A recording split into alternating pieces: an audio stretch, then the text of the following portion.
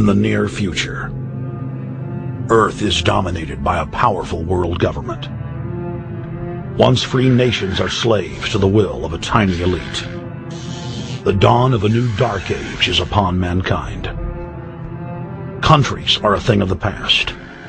Every form of independence is under attack, with the family and even the individual itself nearing extinction. Close to 80% of the Earth's population has been eliminated. The remnants of a once free humanity are forced to live within highly controlled, compact, prison-like cities. Travel is highly restricted. Superhighways connect the megacities and keep the population from entering into unauthorized zones. No human activity is private. AI supercomputers chronicle and categorize every action. A prison planet dominated by a ruthless gang of control freaks, whose power can never be challenged. This is the vision of the global elite, their goal. A program of total dehumanization, where the science of tyranny is law. A worldwide control grid, designed to ensure the overlord's monopoly of power forever. Our species will be condemned to this nightmare future unless the masses are awakened to the New World Order master plan and mobilized to defeat it. Erected by a secretive group, the Georgia Guidestones are a testament to the elite's plan for a world religion, global laws, with a global court and army to enforce it. And set in stone, it is written that the population never rise above 500 million.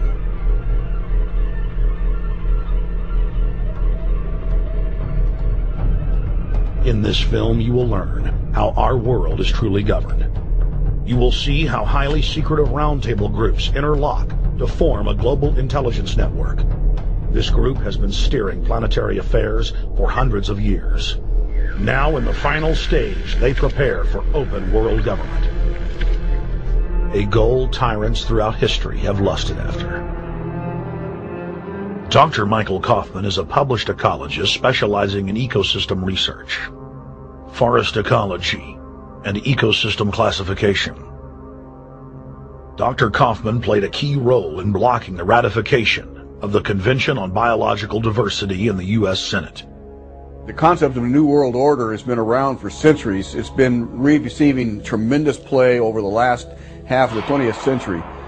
George Bush, the first senior president, George Bush, used it a lot in his speeches and really implies that he really wants to see a order in which we have a universal or a global type of governance in which every human being on planet Earth is ultimately responsible to policies that are being formulated at the international level.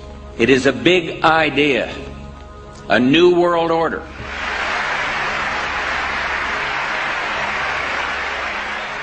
President Bush said that the New World Order was in tune, and that's what they were working for. The UN is part of that government. They're working right now very significantly for a North American Union. That's why there's a lot of people in Washington that don't care too much about our borders. They have a philosophic belief that national sovereignty is not important. It's also the reason I have made very strong suggestion that we need not be in the United Nations for our national security. It's really always the same. You go back throughout all of history, the Roman Empire, the Soviet Union, Hitler during the Nazism was always saying that it's going to create the utopia for the average person, when in fact, history always shows that it does exactly the opposite. Conquest and empire is as old as civilization. Babylon, Egypt, and Greece. They all built empires in an attempt to rule the world. The Roman system at its peak dominated the known world. Complex governmental systems were developed to control diverse populations. During the period between the 15th and 19th century, new empires emerged and again waged war for supremacy.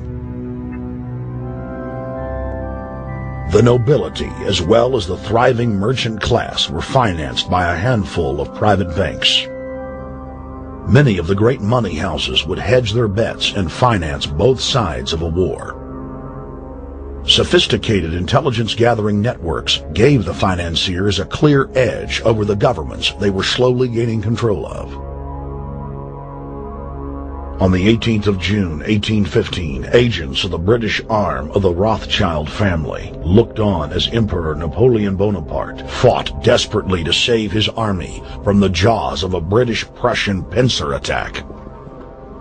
A Rothschild agent was able to get the news of Napoleon's defeat at the hands of Lord Wellington to Nathan Rothschild a full 20 hours before the news reached London.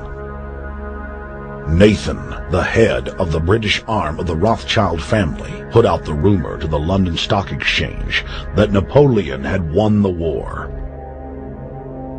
Stocks plunged by 98%, and Rothschild was then able to buy up the entire British economy for pennies on the pound. Britain was now the undisputed ruler of Europe, and Rothschild ruled England. The already dominant British Empire grew even more aggressive. The sun never set on Britannia's holdings. The banking cartel funded, in fact, since about 1800, they have funded both sides of almost every war. And of course, they're getting the interest off of the loans that they've given the various governments and the wars that they have actually helped stimulate and create. By 1900, Germany was a rising force and a leader of the Industrial Revolution. World War I, for instance, there was absolutely no reason to have World War I, except that it was an ideal opportunity for the banking cartel to make a pile of money by funding both sides of that particular war. On June 28, 1914, the heir to the Austrian-Hungarian throne, Archduke Franz Ferdinand, was assassinated while traveling in a motorcade.